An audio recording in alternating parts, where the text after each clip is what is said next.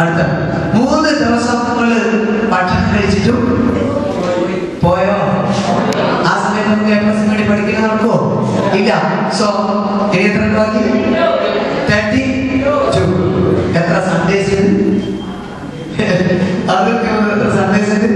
Minimum 4 3 7 ഏഴെങ്കിലും 7 സൺഡേസിന്റെ നിങ്ങളെ സംബന്ധിച്ചിടത്തോളം ഈ 10 ദിവസങ്ങളിൽ കൂട്ടിയാൽ 7 സൺഡേസ് എഗെയിൻ നിങ്ങൾ ഓർക്കുക. ബാക്കി എത്ര?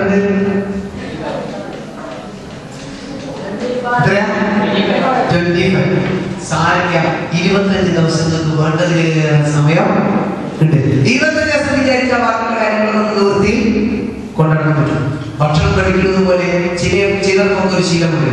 രാവിലെ കുളിക്കും, ഇടക്കൊക്കെ ബാത്റൂമിലൊക്കെ പോകും. അങ്ങനെയുള്ള ശീലം, ബാത്റൂം പോണ ശീലം എല്ലാവരും, പക്ഷെ കുളിക്കുന്ന ശീലം ആപേക്ഷികമാണ്. ഏതായാലും കുളിയും തേവാനും ഭക്ഷണവും ബാത്റൂം പ്രഭാതങ്ങളും ഇതൊക്കെ ഈ ദിവസം നാട്ടിൽ നടക്കുന്നത് ഞാൻ ബാത്റൂം. അത് ചിലര് കുളിക്കാൻ വേണ്ടി കഴിയാൻ അത് 1.5 മണിക്കൂർ നേരത്തെ ഒരു കലാപരിപാടിയുണ്ട്. ഇതൊക്കെ കഴിഞ്ഞിട്ടാണ് പുറത്ത് എടുക്കണം. അന്ന് ഞാൻ കുളിക്കില്ല.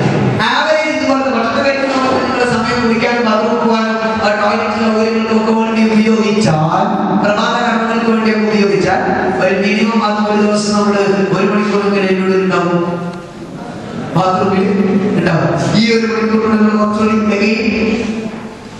3 ഡേയ്സ് എത്രണ്ട്? 22. ഈ 22 ദിവസം വെച്ചിട്ടാണ് നമ്മൾ പഠനം മുന്നോട്ട് കൊണ്ടുപോകേണ്ടത്. Yes or no? Yes or no? അതിനിടയിൽ റിപ്പബ്ലിക് ഡേ പോലെ ഏതാനും ചില അവധി ദിനങ്ങളുണ്ട്. അന്ന് ക്ലാസ് ഉണ്ടായിരിക്കുന്നതല്ല. അത് ഏകദേശം കണക്കൂടുമ്പോൾ 3 ദിവസത്തോളം നമുക്ക് 63-നിടയിൽ 2-3 ദിവസം പൊതു അവധിയായിരിക്കും കയ്യിൽ പോകും. എത്ര കഴിക്കും? 19 ദിവസം മാറ്റിയിട്ട് 19 ദിവസം മതി പഠിക്കണ കുട്ടികൾക്ക്. നന്നായി ആലോചിച്ച 19 ദിവസം തന്നെ ധാരാളം ആണ്. പക്ഷേ ഈ 19 ദിവസത്തിന് ഒരു പ്രശ്നമുണ്ട്. എന്താ 19 ദിവസം നമ്മൾ മുന്നിൽ ആകെ പഠിക്കാനും എഴുതാനും വായിക്കാനും ചിന്തിക്കാനും SSLC മികച്ച വിജയം നേടാനുള്ളതില്ലേ?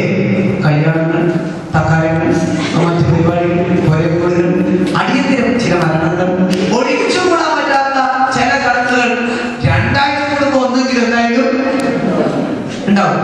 അന്ന് SSLC ആണെങ്കിൽ നമ്മൾ യെസ് ഓർ നോ? നമ്മൾ 2 ആഴ്ച കൂടുമ്പോൾ ഒഴിവാക്കാൻ പറ്റാത്ത കുട്ടിക്ക് ഒരു ദിവസമായി വേണ്ടി